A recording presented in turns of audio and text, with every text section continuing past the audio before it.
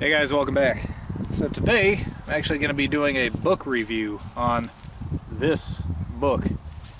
I told some folks I would review it. This is British Army Military Tracking, and this is what I came up with as a review.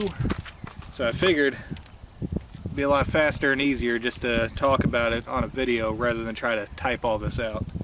So anyways, this right here, British Army Military Tracking. It's only 148 pages long. You see, it's not a very big book. There's only 6 chapters in here, and the information is from 2001, so not particularly old.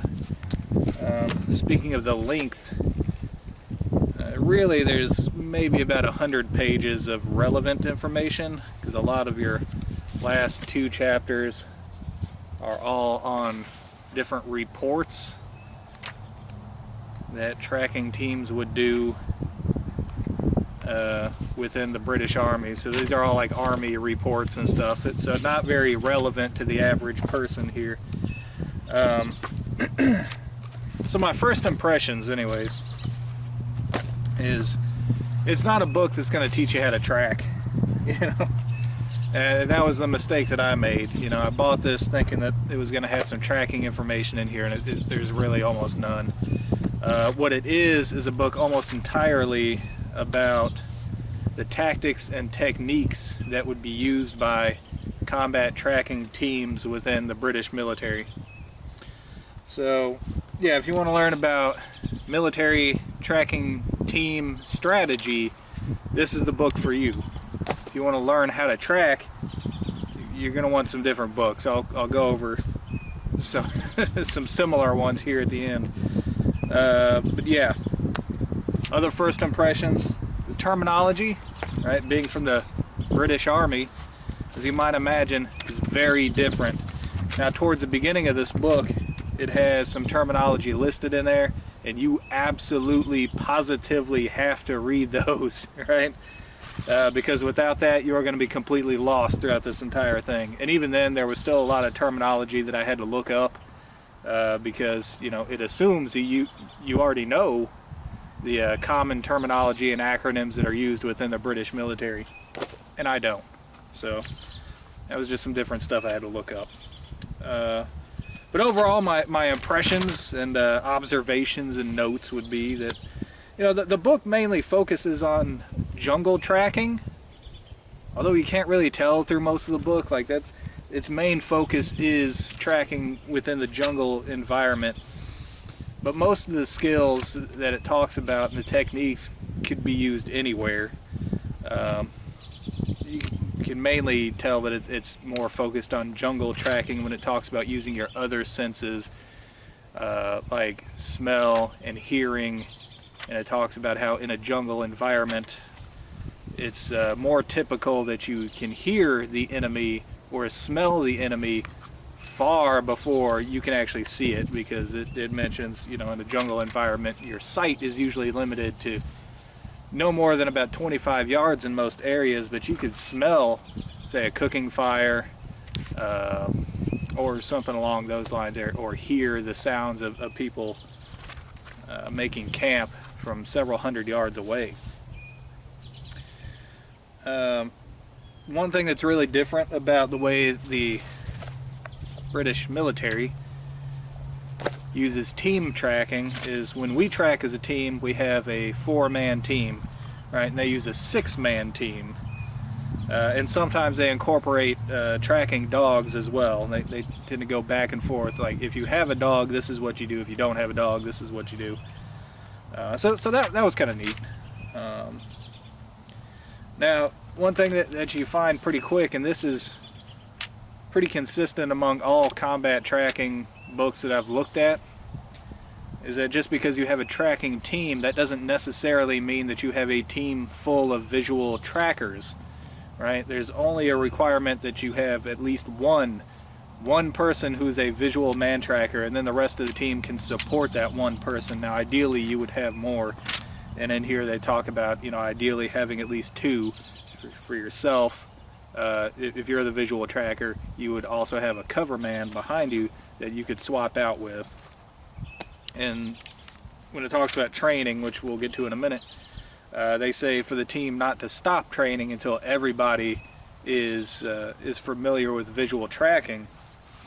But yeah, as a requirement, you only need one person, right? So tracking team doesn't necessarily mean a team full of trackers.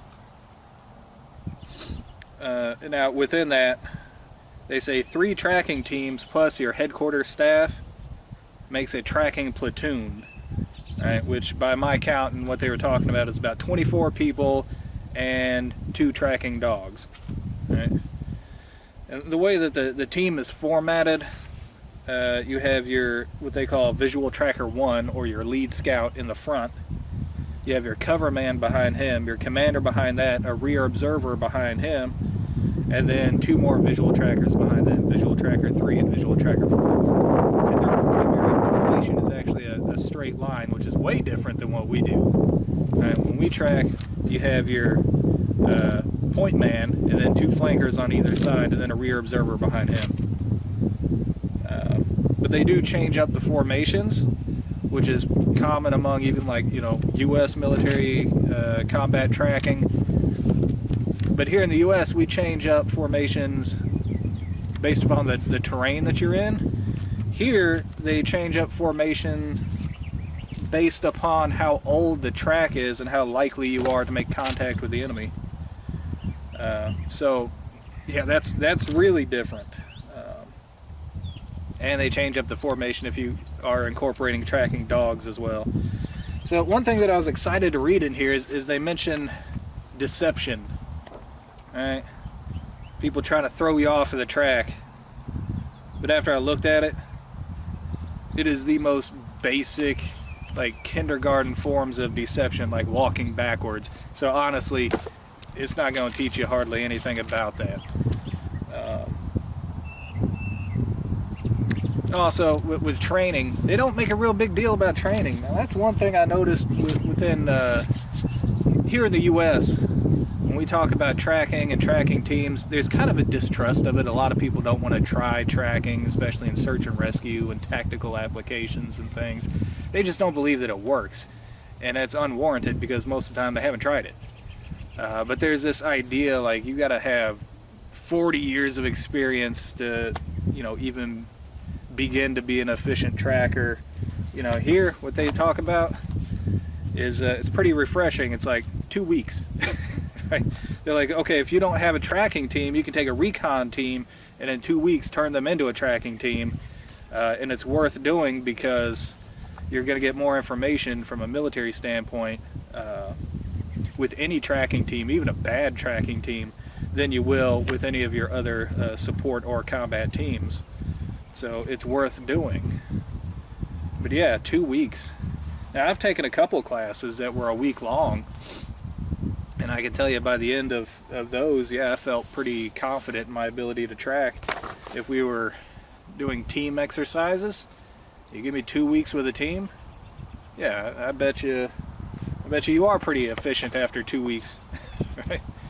But overall, my summary,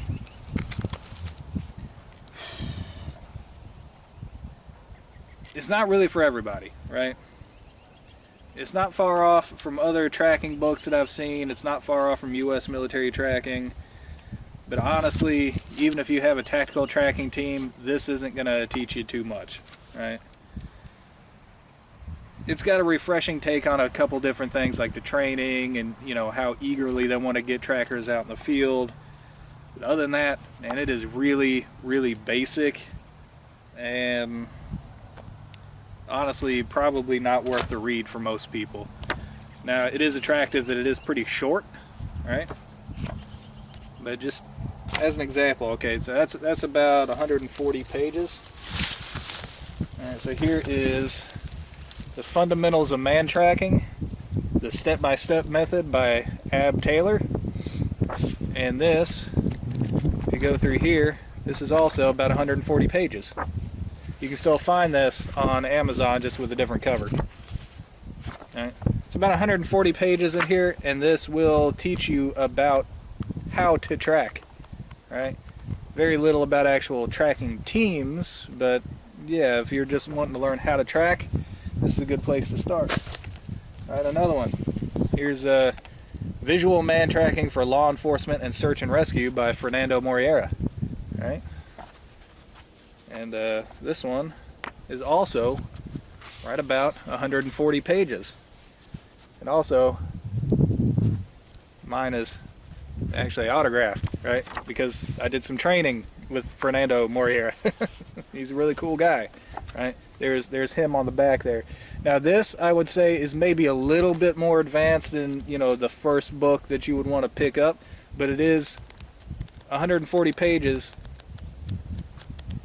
pretty much of all how to track, right? And the only reason I say, you know, you probably want to have a little bit of a background before you pick this up is because it is geared more towards law enforcement.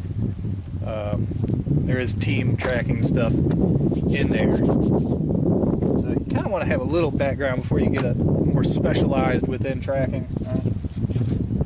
Here's a great one. Here's Sign and the Art of Tracking, a guide to support law enforcement tracking and anti-poaching operations. That right there. You got 3 authors here. You got Christian Neeleman with Jack Kearney and Stig Narstad. I think that's how you pronounce it, right? This is also right at about 140 pages, and this has a ton of color pictures, and it does talk about deception. Here's some stuff. It goes into detail about a lot of different types of deception. So you are going to get way more out of this than you would out of this. So anyways, to sum it all up, my overall assertion of this is it's good if you're in the British military. If not, probably a pass. Because there's a lot of other great options out here that are the same size, about 140 pages. If you're sitting on the toilet, you can get through one of these in about a week, right? And then, you know, they're all pretty light reading. If you want to do a real deep dive, get into some heavy tracking reading, then yeah, anything by Ty Cunningham. But alright guys, that is a book review. Hope you guys enjoyed it, and until next time, thumbs up.